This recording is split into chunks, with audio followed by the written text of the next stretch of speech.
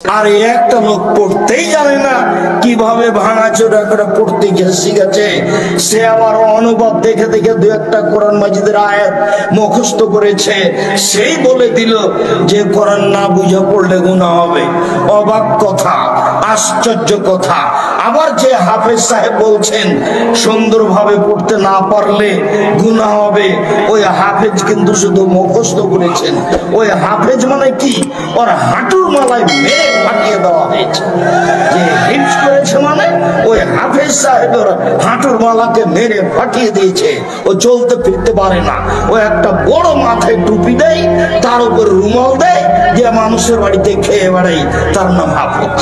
আয়েশা রাদিয়াল্লাহু তাআলা আনহা বলেন, রাসূল সাল্লাল্লাহু আলাইহি সাল্লাম বলেছেন, আল মাহিরু বিল কোরআনে মা সাফারাতিল কিরামিল বারারা।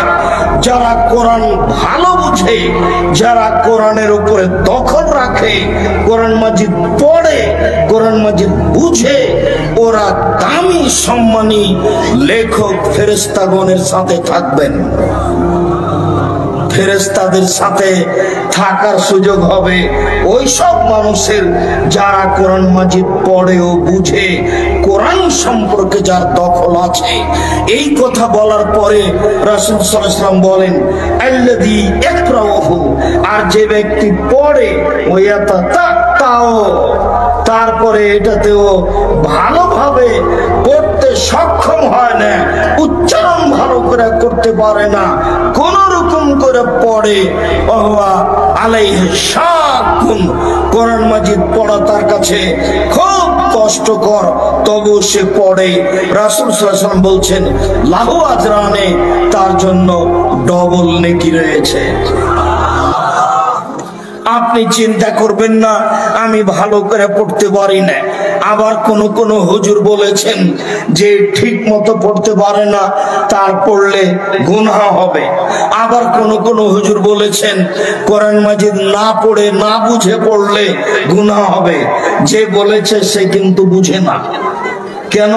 যারা পৃথিবীর বড় বড় বিদ্বান, জারুল্লাহ জামাকশারের মতো, ইবনে কাসিরের মতো, পৃথিবীর বড় বড় যারা মুফাসসির, তারা স্পষ্ট হতে বলেনি অনেক জায়গায় যে আল্লাহ এখানে কি বলছে, আল্লাহ এখানে কি বলেছেন, গবেষণা করে বের করতে পারেননি, ওইভাবে রেখেই পৃথিবী থেকে চলে গেছেন। যার কারণে আপনাকে আমি বলেছি যে শুধু হিফজখানা খুলবেন না, শুধু হিফজখানা বিদ্যা তুলে দেওয়ার একটা কৌশল। হ্যাঁ, হিফজখানা হচ্ছে সহযোগী বিদ্যা। আপনি প্রতিষ্ঠানের সাথে কোরআন হাদিস শিক্ষার সাথে হিফজখানা রাখতে পারেন। যদি তার কোরআন মুখস্থ থাকে, তাহলে পরবর্তীতে বিদ্যা অর্জন করলে এটা ভালো কাজ দিবে, এইটুকু। তাছাড়া আপনিও যা, এও তা। আপনি সূরা ফাতিহা পড়তে পারেন, ও 5টা সূরা বেশি পারে, এই যা। তাছাড়া তেমন কোনো পার্থক্য নেই। কাজেই শুধু কোরআন হিফজ করা এটা কোনো বিদ্যাই নয়, এটা ভালোভাবে মনে রাখবেন। আর একজন হাফেজ 10 জন মানুষকে জান্নাতে নিয়ে যাবে, 70 জন মানুষকে জান্নাতে নিয়ে যাবে, এ হাদিস জাল, এটা ঠিক নয়।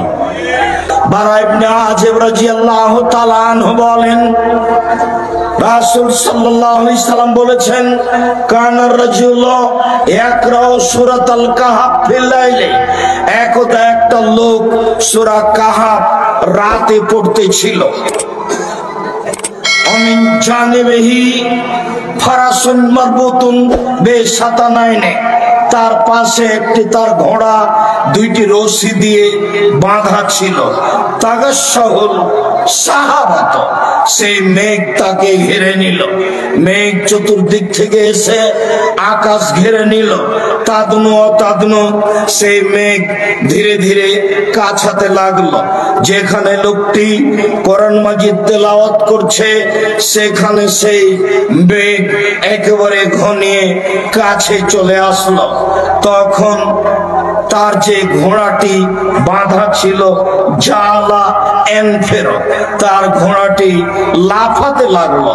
যখন লাফাতে লাগলো তখন লোকটি কোরআন মাজিদ পড়া বন্ধ করে দিল। ফালাম্মা আসবাহা আতান নবী সাল্লাল্লাহু আলাইহি সাল্লাম, সকাল করলে লোকটি আল্লাহর নবীর কাছে আসলো। ফাজাকারু, তারপর সে তার ফাজাকারা মালাহু, যা কিছু রাতে ঘটেছে সেগুলি সে রাসূলের সামনে বলল। রাসূল সাল্লাল্লাহু আলাইহি সাল্লাম শুনতেই তিনি বললেন, শোনো, ইন্নাহা সাকিনা নাজালাত তানাজ্জালাত বেতিলাওয়াতিল কোরআনে, তোমার কোরআন তেলাওয়াতের কারণে আল্লাহর পক্ষ থেকে সেই নিরাপত্তা নেমে এসেছিল। অন্য এক বর্ণনায় রাসূল সাল্লাল্লাহু আলাইহি সাল্লাম বলেন, তিলকাল মালায়েকাত দানাত লিসাউতিকা, ফেরেশতারা নেমে এসেছিলেন তোমার কোরআন তেলাওয়াত শোনার জন্য। ফেরেশতারা নেমে এসেছিলেন তোমার কোরআন তেলাওয়াত শোনার জন্য। লাউ কারাতা, তুমি যদি পড়তে থাকতে সূরা কাহাফ লাসবাহ, তাহলে ফেরেশতারা সকাল করে দিত। এনজুর নাসে লাইহা, সকালে মানুষ দেখে নিত। লা তাতাওয়ারা মিনহুম, ফেরেশতারা মানুষের কাছ থেকে লুকাতে পারতো না। তুমি কেন পড়লে না? তুমি যদি পড়তে থাকতে তাহলে সকাল পর্যন্ত ফেরেশতা শুনতো, সকাল হয়ে যেত, মানুষ সমাজ থেকে লুকাতে পারতো না, মানুষ তাকে দেখে নিত। হাদিস বুখারী মুসলিম, এই কথা রাসূল সাল্লাল্লাহু আলাইহি ওয়াসাল্লাম বলেন। রাসূল সাল্লাল্লাহু আলাইহি সাল্লাম বলেছেন, মান হাফিজা আসরায়াতিন মিন আওয়ালি সূরাতিল কাহফ ওয়াসমা মিন ফিতরাতি দাজ্জাল, কেউ যদি সূরা কাহফের প্রথম 10 আয়াত পড়ে মুখস্থ করে নেয়, প্রত্যেক দিন সকালে সূরা কাহফের প্রথম 10 আয়াত পড়বেন, মুখস্থ করে নিয়ে পড়বেন, বিচারের মাঠে কেন কোন সময় আপনি বিপদে পড়বেন না, দাজ্জালের ফিতনা থেকে বেঁচে যাবেন, যা রাসূল সাল্লাল্লাহু আলাইহি সাল্লাম বলেন। হাদিস বুখারী মুসলিম। যদি আপনি নিয়মিত প্রত্যেক দিন সকালে সূরা বাকারার সূরা কাহফের প্রথম 10 আয়াত পড়েন, তাহলে যে দাজ্জালের ব্যাপারে সকল নবী ভয় দেখিয়েছেন নিজ নিজ সম্প্রদায়কে, আমাদের নবী মুহাম্মদ সাল্লাল্লাহু আলাইহি সাল্লাম তার নিজ সম্প্রদায়কে আমাদেরকে দাজ্জালের ব্যাপারে ভয় দেখিয়েছেন, সেই দাজ্জাল থেকে আমরা বেঁচে যাব।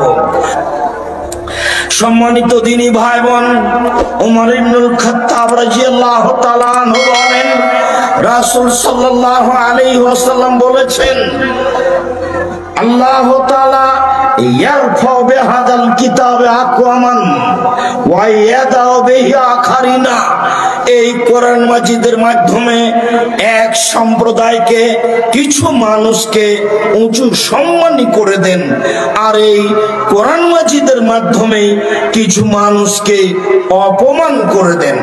যারা কোরআন মাজিদ পড়ে না, বুঝে না, মানে না, বা তুচ্ছ তাচ্ছিল্য করে তার উপরে নিন্দা আরোপ করে, আল্লাহ এই কোরআন মাজিদের মাধ্যমেই তাদেরকে নিচু করে দেন, জাহান্নামে দিয়ে দেন। আর এই কোরআন মাজিদের মাধ্যমেই আল্লাহ কিছু মানুষকে সম্মানী করে দেন, যা রাসূল সাল্লাল্লাহু আলাইহি সাল্লাম বলেন।